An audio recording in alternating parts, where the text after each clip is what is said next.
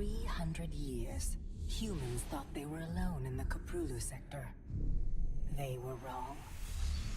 The Zerg emerged, seeking to consume all in their path, and before long, the Protoss, a highly advanced alien race, began wiping out infested worlds, burning Zerg and Terran alike. A three-way war, unlike anything humanity had ever faced, erupted almost overnight. All the while, a human civil war raged. Marshal Jim Raynor vowed to oppose the corrupt dictator Arcturus Minsk for the betrayal of the woman he loved, Sarah Kerrigan. Boys, how about that evac? Damn you, Arcturus. Don't do this. It's done. Helmsman, signal the fleet and take us out of orbit. Now! Kerrigan, a loyal operative, was left to die at the hands of the Zerg. But the Zerg had other plans. They transformed her and unleashed her psionic power upon the Koprulu sector, searching for their real objective, the Protoss homeworld of Ire. The Protoss were unaware of this danger and slow to respond. Their rulers, the Conclave, had dispatched Executor Artanis to hunt for Tassadar, a commander who had refused to wipe out infested Terran worlds. They crossed paths with a Dark Templar mystic, whose kind was considered heretics by the Conclave. Through great effort, Zeratul convinced Tassadar and Artanis that he was not their enemy. Together they rallied more Protoss from both factions against the Zerg. Despite the Conclave's fury, they achieved significant victories against the Swarm.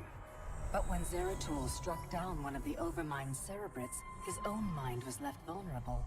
From his thoughts, the Overmind gleaned Ire's true location, and the Swarm descended upon the Protoss homeworld with all their might and fury.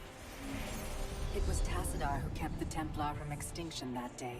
Using the power of both the Templar and the Dark Templar, he sacrificed himself to kill the Overmind. Ire was lost, but Artanis led the survivors to the Dark Templar's homeworld of Shakuras.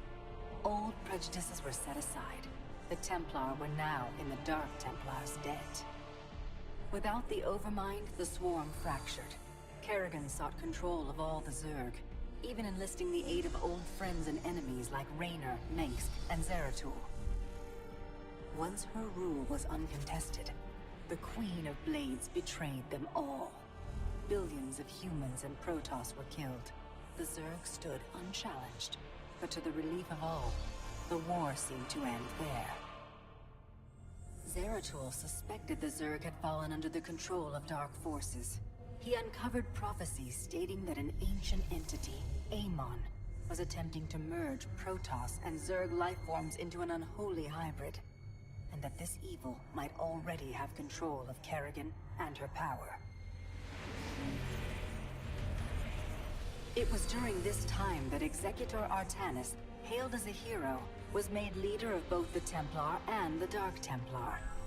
As Hierarch, Artanis united both factions, and promised to one day reclaim the glory they had lost on Ire. Raynor had vowed to see Kerrigan dead, but his retaliatory strike failed. Even his rebellion against Mengsk's tyranny proved ineffective against the Dominion's propaganda machine. But with the arrival of old friends and mysterious new allies, Raynor revived his campaign against the Dominion, scoring major victories on multiple fronts. But Zeratul warned him about the encroaching darkness, and said the key to stopping Amon was the Queen of Blades. She was needed alive. In a daring raid on the Zerg homeworld of Char, armies from the Dominion and Raynor, with help from Arcturus' son Valerian, used an ancient Zelnaga artifact to neutralize Kerrigan's power and free her from Amon's grasp. The Queen of Blades was helpless. The Dominion wanted her dead. Raynor couldn't allow it.